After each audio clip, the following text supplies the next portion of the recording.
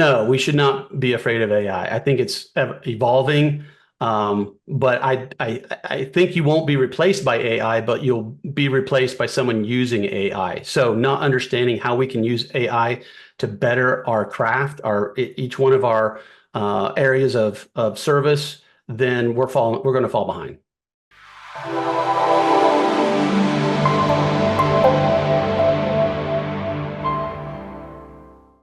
Hi, I'm TK, and you're listening to The Crow's Nest, the official podcast of Candace Crowe Design. Today's guests are Chris Gregory, founder and chief strategist of Dagmar Digital Marketing, and Tony Talamo, their director of business development.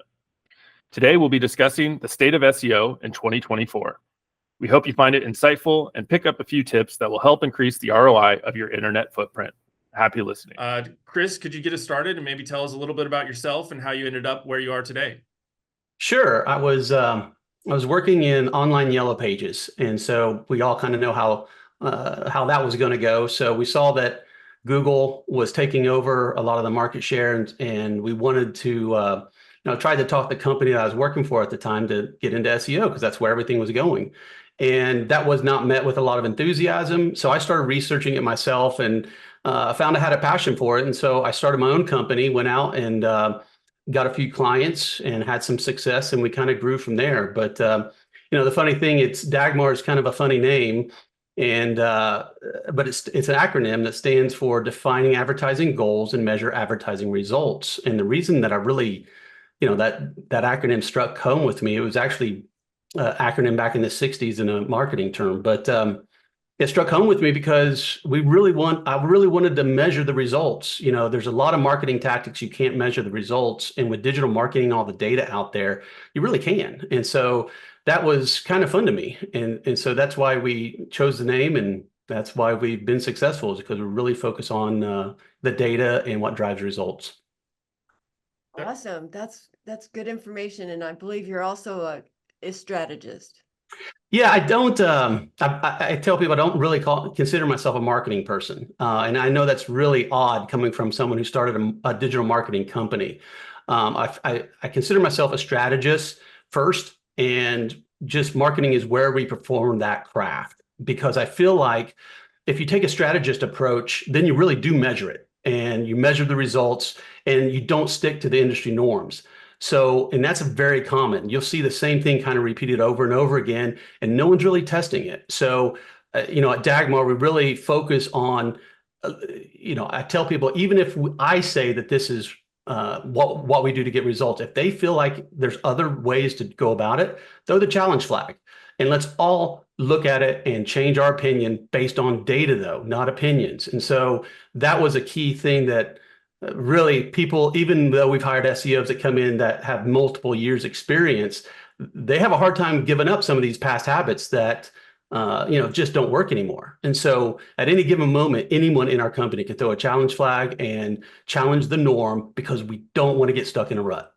I love that. Awesome. Throw a challenge flag.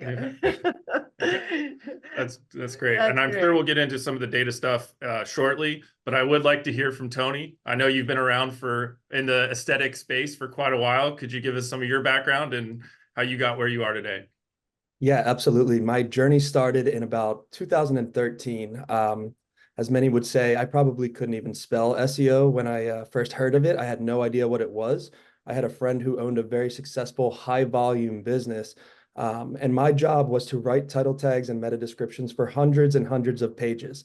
From there, I kind of saw how the company was doing with customers, how they were growing, and I wanted to be a part of that. It was helping businesses, and it was really exciting to me. So I worked my way up to a customer service position, and then eventually an account executive position, and went from there. And now I am here with Dagmar, and I wouldn't change it for the world. SEO is a really fun thing. It's awesome to be able to help small businesses grow and watch them grow. Awesome. That's awesome. Yeah, it's one of those things that's constantly changing. And, in 6 months, it's going to be something different than what you're looking at today. Exactly.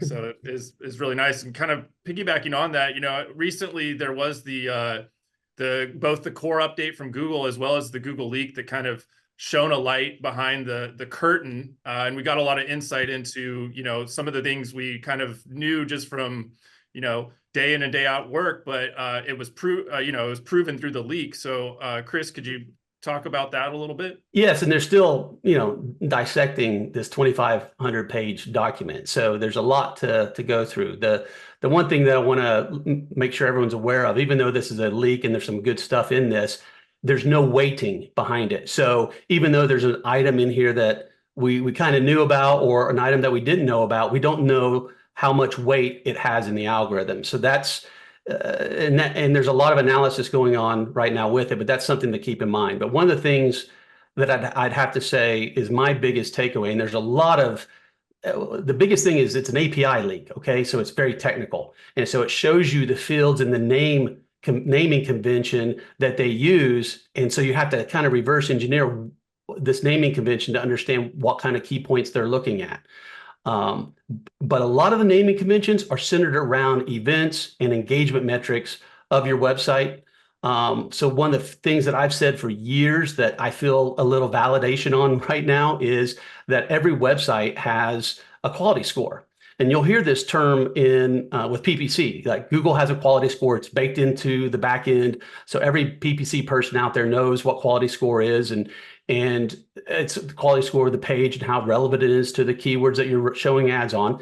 And it just made sense to me that if Google has a quality score for a landing page and how relevant it is to the key term, then surely they have a quality score for your website, because it's more than a landing page, but it's a lot of landing pages put together. So what you get into was a lot of the naming conventions and the APIs, calls that they have within this document, is you see the things that they're focusing on.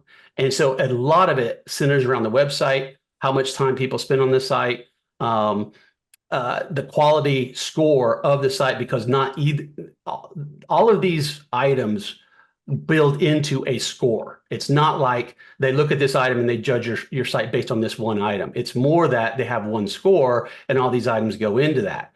And so the takeaway with that is you can't just look at one page. If you want to rank for breast augmentation, right? You can't just look at how good that page is. That's the starting point, but you've got to look at the website as a whole to see if you've got a good quality content everywhere. And you can't just focus on one page or one section of your website. The whole thing has got to be good, from page speed to schema to having a topical depth, and not just having one page devoted to a subject matter. So it kind of gives validation to a lot of the things that we were thinking. And this isn't just my thinking. There's other industry experts that were thinking this as well. But you have to look at your whole website holistically from an SEO perspective, and not just a single page. Yeah, really good insight. And, I think one of the other things was that they kind of admitted that, they're not as good at telling quality content versus non-quality content as everybody thinks they are. And that actually came out of the antitrust case, which is just as good as the leaks as far as I'm concerned. So if you're just looking at the leak document, really that antitrust is pretty alarming, actually. Some of the things that have come out. I mean, they've flat out admitted to adding algorithm tweaks to their PPC algorithm that shields up the price artificially. So I don't know how that's going to come out, but they've actually admitted that. So that's disappointing. Now, from an SEO perspective, some of the things that they're saying, now, you got to kind of have to take this at face value, because this is an antitrust lawsuit. So what they're saying may be more court specific than reality, right? Mm-hmm. And they kind of talk out of both sides of their mouth as far as Google is concerned. So they tell you what they wanted. They tell you they're good at something, but they may not be as good as they like to think. But one of the things that came out was they admitted or confessed that they don't know the relevancy of a document as well as they think they do. And document here is a web page. So, we think they really have a good understanding and can tell what a web page is about. And here Google is saying to the DOJ that they really don't. So now, whether that's, again, is that a play to kind of, is that a strategy that they're using? Probably, but there's probably some truth to it as well. So the thing, what's the takeaway there? Well, I've heard this from clients before where they say, well, Google knows what my website is. They know I'm a doctor. They know I'm a lawyer. They know what this page is about. And to a certain extent, I'd say you're right. But when you have millions of documents that are touting the same thing, then how your data is marked up, how your words are marked up, and is it fast? Do you have schema that tells Google what this really is? This is my name, address, and phone number. There's schema that you can wrap that name, address, and phone number in, and as long as that matches your Google business profile, then that shows trust. Google knows that when people go to your address, it's going to be the right address. So why wouldn't we want to help them out with this? And so there's a lot of things you can do to the back end of your website. Schema is one of them that really marks it up and says what this page is actually about. And if you're not using some of this markup, then you're just leaving equity on the table.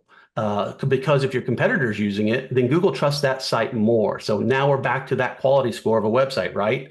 So if Google doesn't trust your site, in other words, it doesn't know 100% what it's about, and this other website, it feels it has a better understanding of what it's about, and it has more topical depth, it has more different types of content. Now we're starting to see kind of the mentality that Google has with their algorithm tweaks. And so this really starts making an ecosystem that you can understand better where the algorithm's going, not just where it's at today. So I got a quick question. I know you like education and you're very transparent about that. Is there a place that a plastic surgeon can go to find out what their quality score is? No, there is not. That's So, that's the whole thing. I wish there was, and with their PPC campaigns, you can. It's a number inside of the dashboard, but they don't want you to know because, and I would think they would, right, Candace? I agree with you. yeah, I It think just so. makes sense. Yeah. We're If so they- competitive. It's like, Yeah. yeah, we would be helping them out. There are Exactly. third-party tools though that offer domain authority, but I think that's a bit different, right, Chris? Yeah, that just really kind of identifies the quality of the links pointing to your website. That's your online authority. It's who's linking to you and how authoritative they are and how relevant they are to your niche.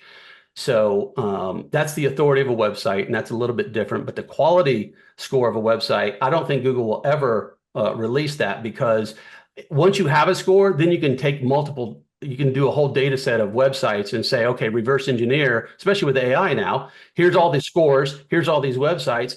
Go analyze all these metrics on this website across the board and come up with the things that they're doing different. And so Google's very protective of that algorithm. So I don't think you'll ever see a score. And matter of fact, they used to have what was called, this is going way back, 2011. They had a score called PageRank. And you used to have this toolbar at the top of your browser, and it would tell you the page rank of the website. Now, that was more related to links, not quality score, but at least then you had some kind of numerical reference with which to judge your website versus somebody else's. They took that away. And matter of fact, they say that, and again, this is where they talk out of both sides of their mouth, they say that PageRank is dead. Others have come out and said, no, it's still being used in the algorithm, but we're not advertising. We're not letting the user see what the PageRank is. So you have to kind of read between the lines, anything that Google publishes. Thanks for letting me interrupt with that question. No, it's a good question. And Tony was saying about the kind of third party, I know, Ahrefs or SEMrush and their domain authority is really tied to backlinks. How do, quality content versus backlinks? What's the balance there? First, quality content, by large, and here's why. And this has shifted over the years. So I would say 7-8 years ago, links might have been a little bit more important. But this is where Google, as they've gotten better, they've been saying content is king, quality content, but they haven't been as good as everyone thinks they are at understanding what quality content is and telling us all what makes up quality content. We've seen plenty of times where a really bad page ranks and beats out other pages that are much better. So, but over the years, and I'd say the last 2 or 3 years, they've gotten a lot better at it. So quality content, diversity of content, right? So as they, start getting into, do you have video on your page? Do you have bullet point text? Do you have multiple headings and in the right order? These start to fall into quality of content. And if you think about it less as Google and more as the user, right? if you go to a wall of text page where it looks like an old blog article, right? And there's very little images, you're not going to stay on that page very long. Videos come a long way. And so if you don't have multiple ways to consume your content on the given page, then you're going to alienate certain users. And so that's quality of content, right? So over the years, they've gotten better at it. And that's where the algorithm's going. So I definitely say if you're going to invest money, and quality content costs money, it costs money to make this podcast, it costs money to make a video. So a lot of agencies aren't focusing on that because it takes creativity. It takes a much higher budget, and a lot of clients don't want to pay that kind of money. So it's harder. But the algorithm is going there. And if we embrace links, which are a little bit more quicker, and Google's constantly tweaking their algorithm to devalue links, so you're not future-proofing your website. You can't ignore links. So start with good quality content, do the best that you can with the budget that you have, and then supplement that with links. That's usually the best balance. If you make a new page, let's say you make a guide and you really want it to rank and you got 5,000 words on there, it has all the diversity of content, you'd be better off. I mean, once you get it built, the next best thing to do is throw 3 or 4 pages at it, or 3 or 4 links at it to this page, because a page that doesn't have any links, number one, takes longer to get indexed. Number two, doesn't show popularity. Consider a link like a popularity vote. So getting 3 or 4 links to that page early on can help a lot. Yeah, to touch on what Chris says too, I mean, there are companies out there, I'm sure we all get those emails, hey, we have a high domain authority, buy our 10,000 links back to your website and to boost your visibility. I think, Chris is mentioning 3 to 4 links here. And what's important to realize there is that those links must have something to do with what you are offering. If you are buying, and if you're a plastic surgeon and you are buying links on an automotive website, there's no power there at all. Right. So it's really important that if you are going to buy links, pick very carefully and do it responsibly. And anytime you're evaluating strategies, because let's face it, you talk to any SEO company, digital marketing agency, they're going to throw out all kinds of tactics to you. And some are good, some don't do much. If you really want to kind of digest what's going to work, make sure it makes sense in the real world. So if we're saying, hey, we're going to build a bunch of bookmark links back to your website, would you do that without the search engines around? Would you do that?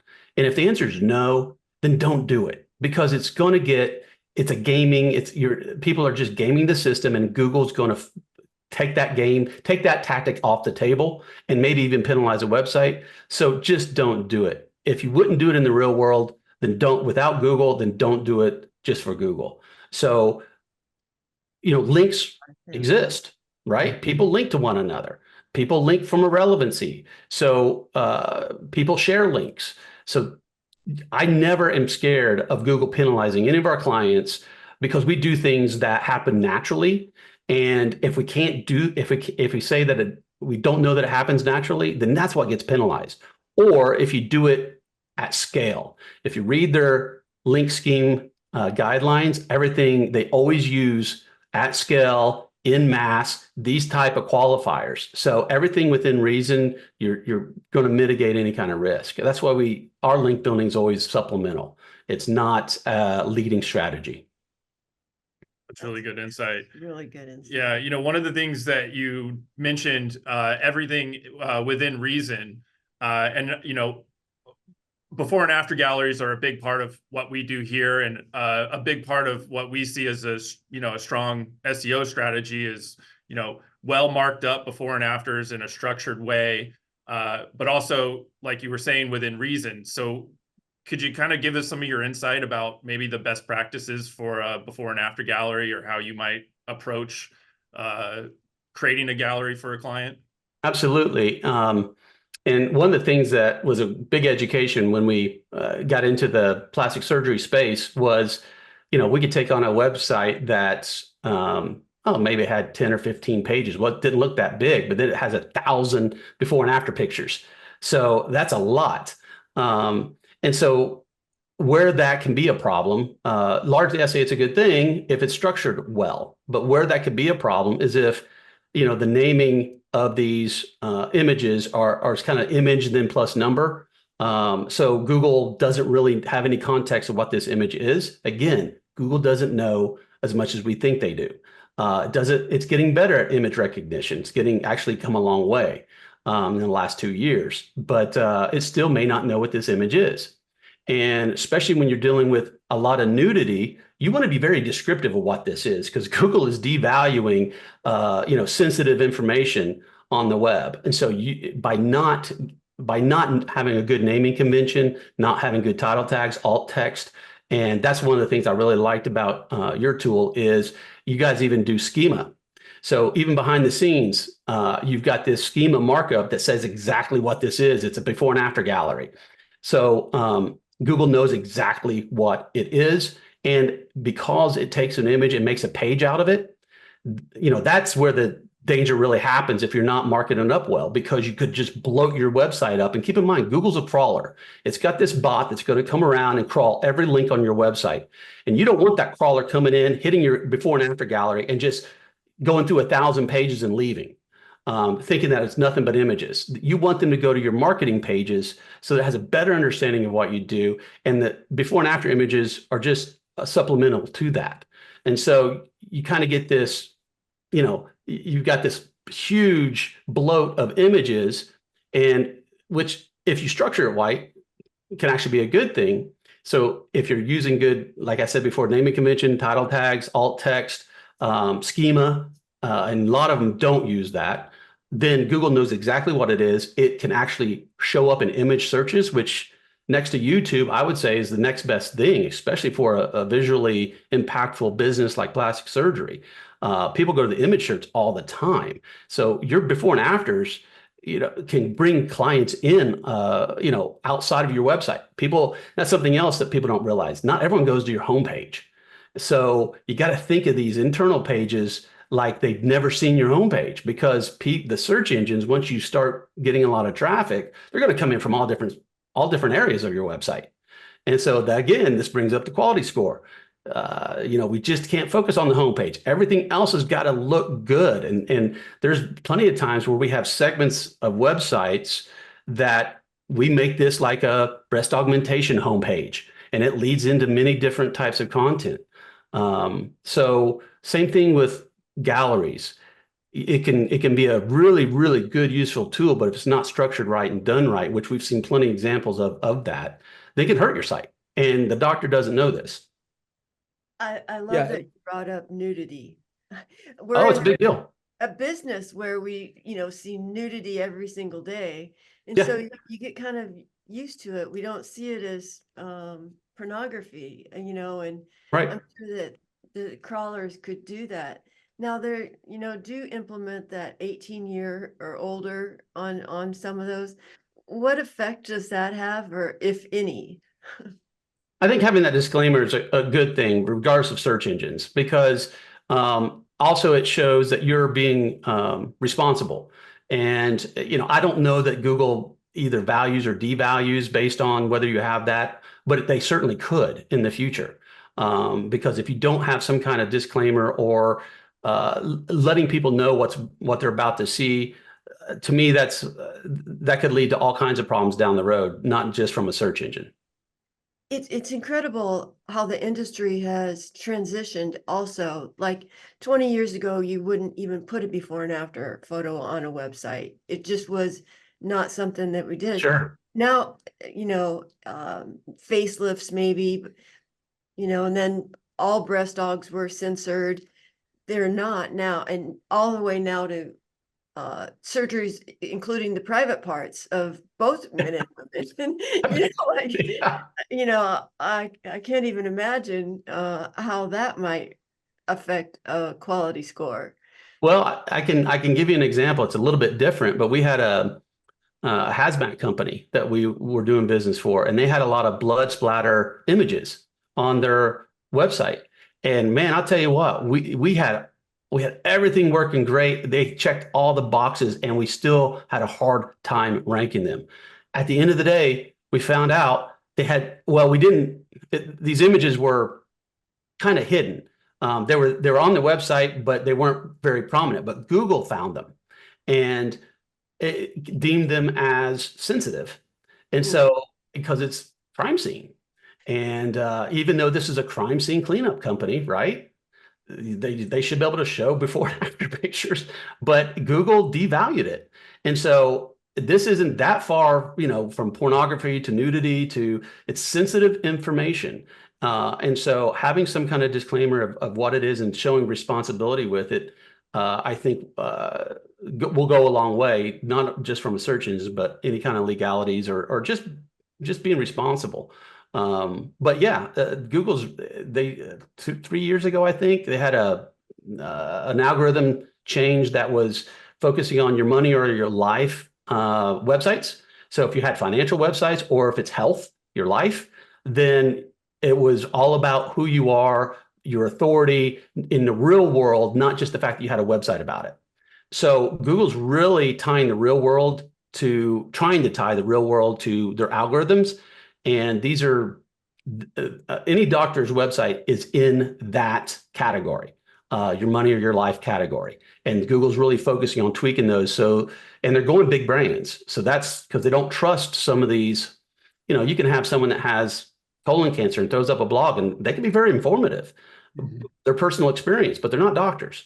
And so Google's really cracking down on kind of that type of blogging and information showing up in the search engines because they're not doctors. So that's really where the algorithm tweaks are aimed at. But we've got to make sure that doctors still have enough authority and credibility in the real world, and we're matching that with the website, with linking back to their profiles on these doctor directories, making sure that we're showing that they're a real doctor. So they're in that category. And anytime you're in this money or your life category, you need to be aware that Google's really targeting this, and they get it wrong.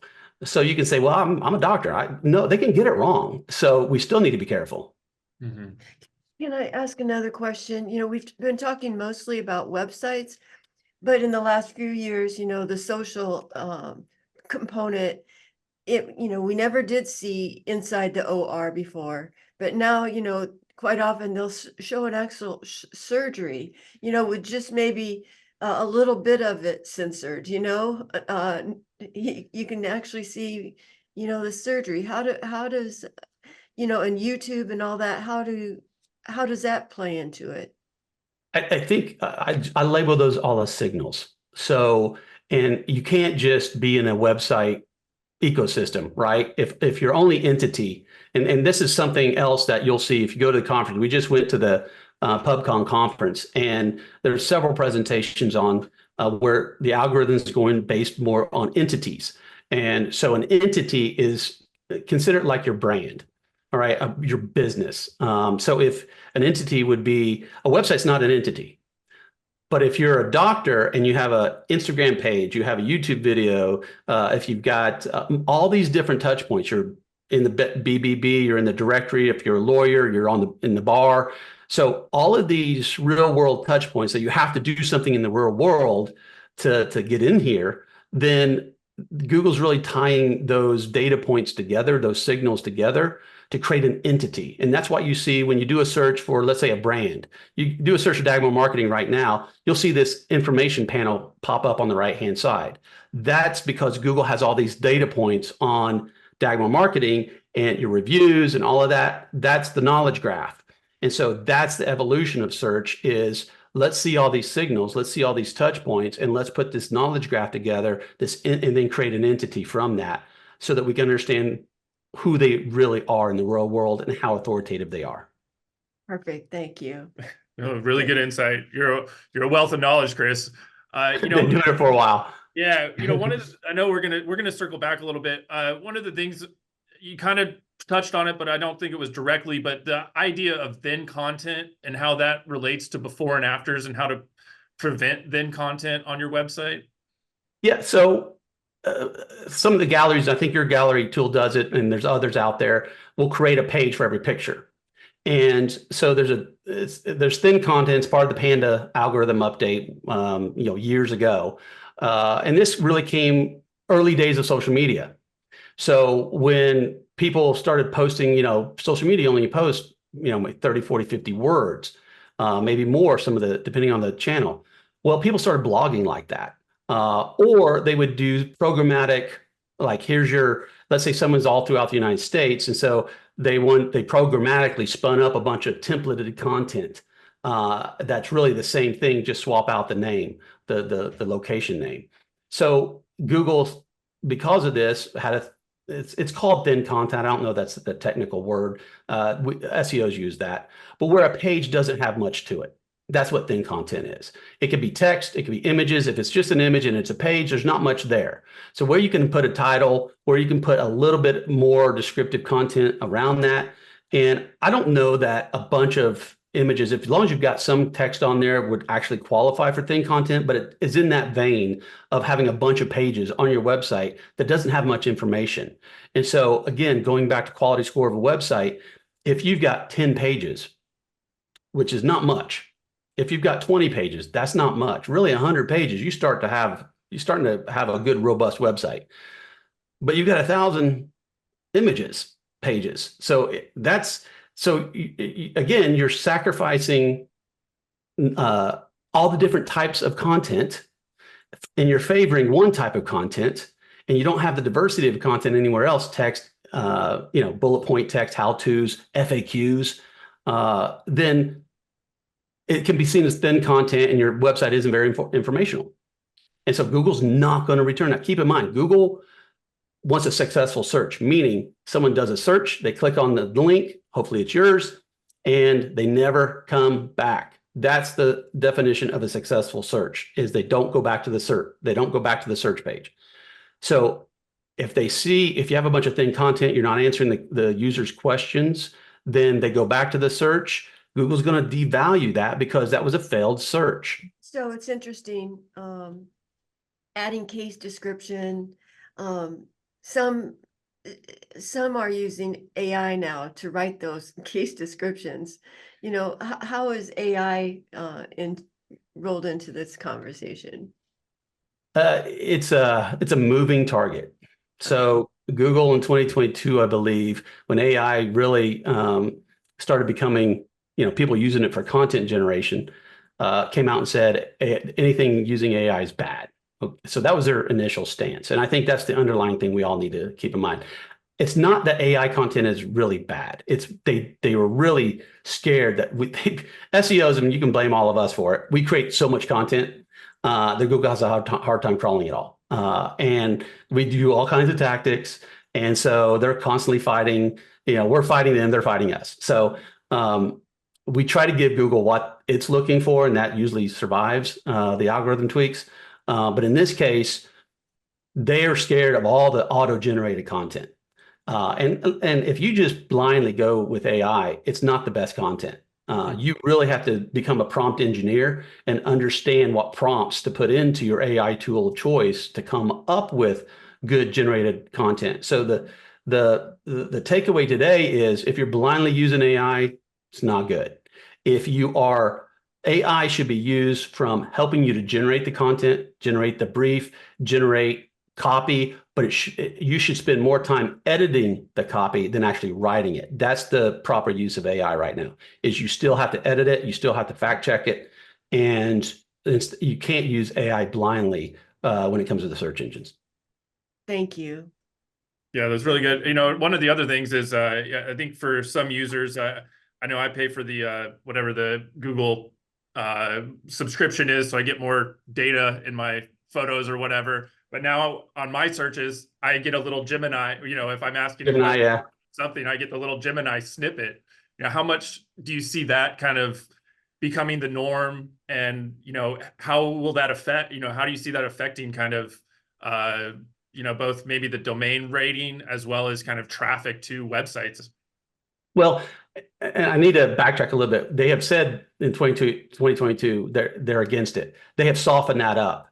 So because they're in AI, right? They put AI into their search now. Generative AI is using Gemini 1.5. Bing's using their version. So it's they're going this way too. So they've really softened it up, and now it's their stance is quality content, regardless whether it's AI or human generated. And so as far as AI is concerned in the future of AI, it's here. Okay. Well, it's here from a evolutionary standpoint. It is not here from this is what we need to all do. Okay. Anything right now, if you look at Google's generative AI search, you do the typical searches and you look at their SGE product. It's very similar to regular Google. Okay. It's going to scrape your website a lot more and provide answers without actually them clicking through to your website. So that's the problem with it. But it's informational. So really that generative AI searches come up when you have an informational query. So right now, clients ask us all the time, what should we do in AI? Everybody's like, it's a buzzword. Give us some tactics. It's not here yet. Write informational content, target FAQs, which is question and answer. That's what generative AI is really focusing on. And if you look at the FAQs that they're in the people also ask section of Google right now, that's what's taking up those exact question and answers are taking up the generative AI. So they're just, to me, it's the same thing. But it's going to evolve. Gemini 1.5 just came out. It is much better than the previous version of Gemini. So it is going to be a mainstay. Is it going to replace Google? No, Google's going to incorporate it. Bing is going to incorporate it. But if you're using ChatGPT on the side or these Copilot tools, they need the internet to get real time because a lot of the language models and data models are years old. So I see that affecting, I think it could affect informational type searches where you just don't get those clicks as much as you used to because they're answering the question for you and the user's not clicking through to the site. So I think that in the immediate near term, that's what we'll see. But other than that, it's a powerful tool. No one uses AI more than digital marketers. They did a survey of all the industries out there, and we use it the most. I think that's going to change. I think healthcare is going to use it.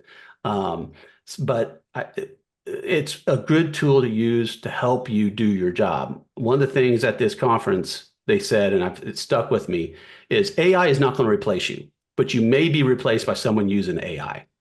And I think this is true for all of us, not just digital marketers, but I think that's true for doctors. Maybe not now, but having a very informative patient intake with AI is coming. You look at all of these patient softwares, they're incorporating it. So I do think it can help us.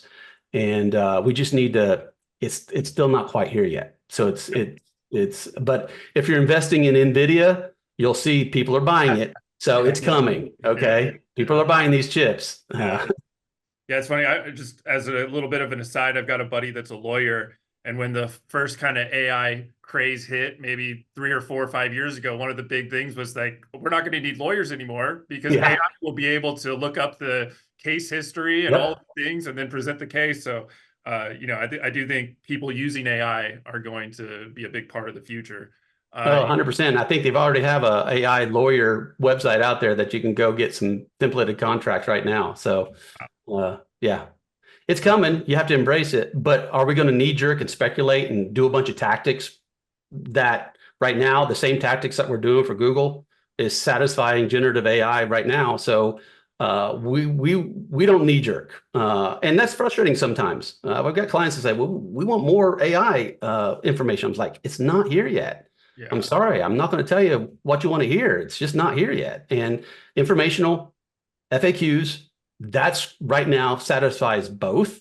So why spend a bunch of time and resources speculating about the future and doing tactics that may affect the future and may not? Let's affect Google now.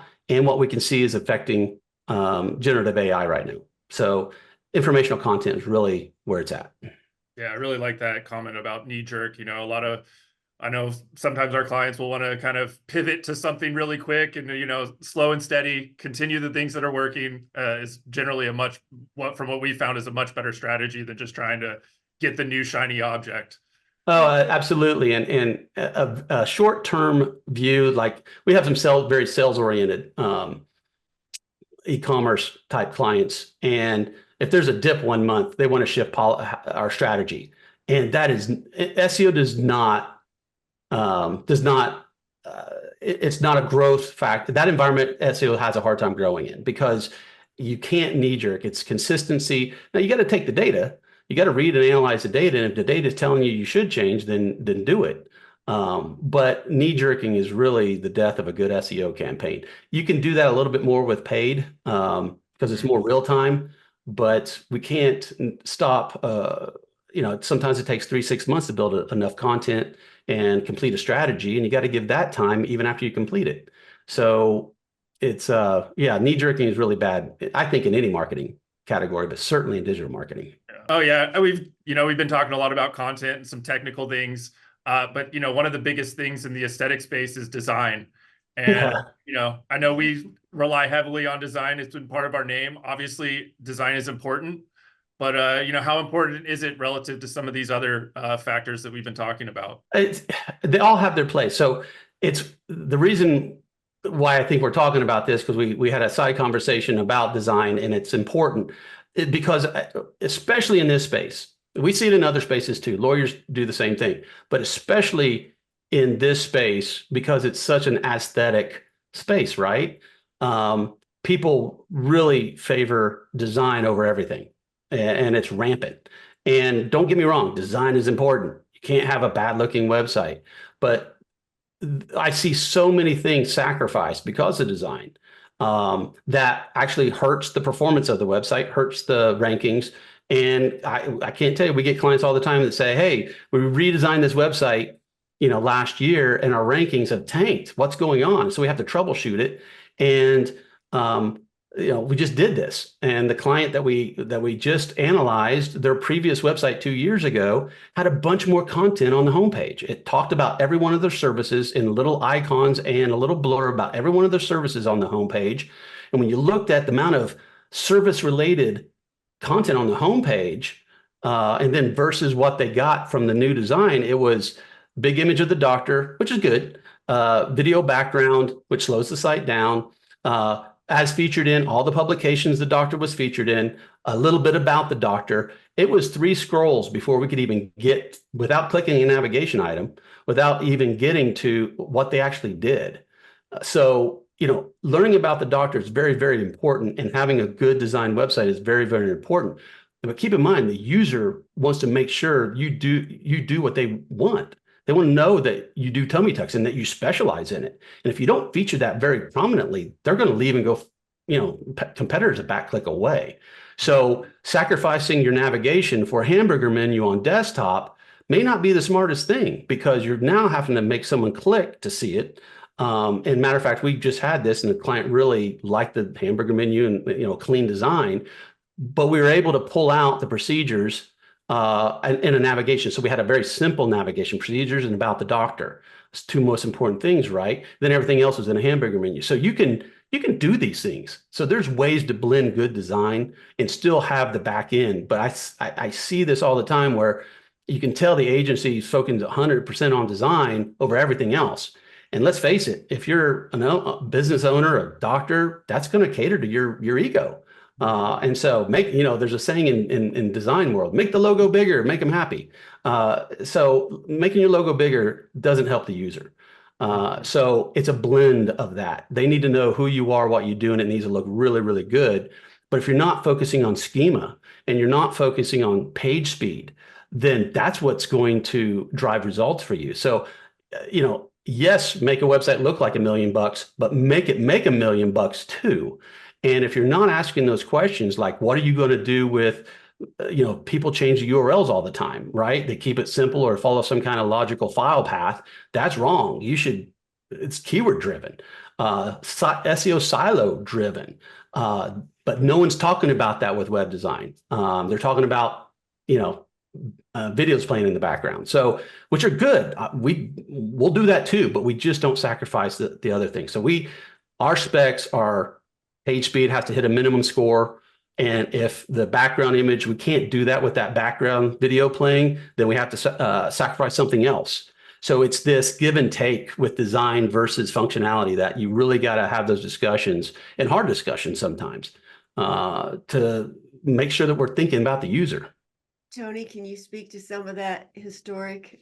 Yeah, absolutely. I mean, our competitors are smart. I mean, they're not wrong for blowing up these doctors and making them in their $10,000 suit and their Bugatti and all that stuff. It's beautiful. You see them everywhere. You see them on social media, but where you don't see them is at the top of Google, because they're more focused on actually showing off themselves as opposed to being there for the patient.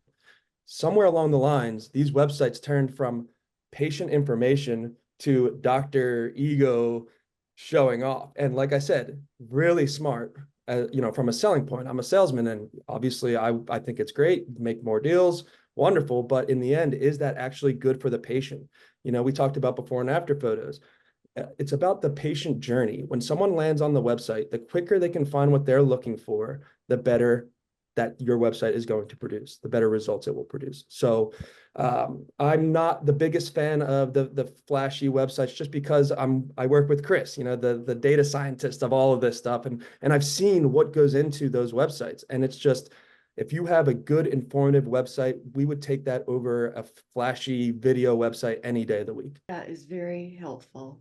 Yeah, that's really cool. I would love to see you two be on some panels at some of the conferences, because certain things have been preached for years that this is the formula for your homepage, and it forgets the services. It's just Oh yeah. I mean, like I said, it was 3 scrolls before we even got to what this doctor did, and that you just lost your client. Yeah. So we've run a little long because it's been so interesting and so helpful. Do you have some final questions and things to wrap up, or? Yeah, I mean, you're such a wealth of knowledge, both of you, and I just have really enjoyed getting to know you both, and I hope that comes through in the podcast, because it's just been a pleasure to kind of be able to pick your brain on things and just have this back and forth that we do. I think people, maybe it's just human psychology, they're always looking for kind of small wins. Maybe you could just drop a couple or one that would maybe help the listener. Sure. I've got a really good one. And Tony's gonna, he knows what this is, and he's gonna roll his eyes because we say it. I preach it all the time. One of the best things you can do to your website right now, if you don't have much budget, is put some FAQs on your homepage that are targeting whatever keyword you want to target, and about your business. So it shouldn't be all just about SEO, but if you're a plastic surgeon, you should have plastic surgery FAQs within an accordion, because you can take this homepage, which you have to talk about your business, right? You want to talk about all these things that are not really keyword rich. You need to talk about the doctor, but if you can just add some FAQs at the bottom of each page, every one of your service pages, you will see an enormous increase just with that one tactic. Wrap it in FAQ schema. So it's not just about the FAQs, wrap it in FAQ schema so Google knows what this is. You're aligning your site with the search engines today, and you're aligning it with AI tomorrow. Really informative. Absolutely. Absolutely. I know our listeners will appreciate that little tidbit there. Tony, yeah, just because our competitors aren't listening to this, I'd appreciate Yeah, it. exactly. Probably not. Yeah, not to give too much information out there. I won't say exactly how, but Google is giving us what they want to see on your website. So we can use kind of the search results to see, okay, well, they're showing this information, so why would we not answer that information on the website? And that's all I'll say. I've That's been really good to insight. enough conferences, TK and I myself, and believe it or not, your information is not being preached from the podium. It's still mostly design and ego. So, Well, maybe I need to get up there. I've never been a circuit guy. I don't do a lot of speaking engagements because I'm an implementer, and so this is where I thrive. But that's needs to change. So yeah, maybe you'll be at the fall American at the fall, and maybe I'll talk to them and yep.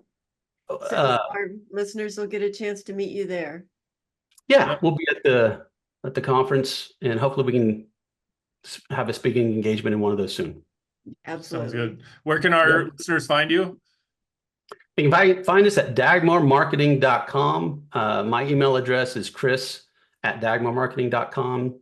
Tony's is Tony. So, and really, you can call us, but it'll go to voicemail. We're digital people. I'm going to be real honest. Tony You will can answer. also- Tony will Yeah. answer.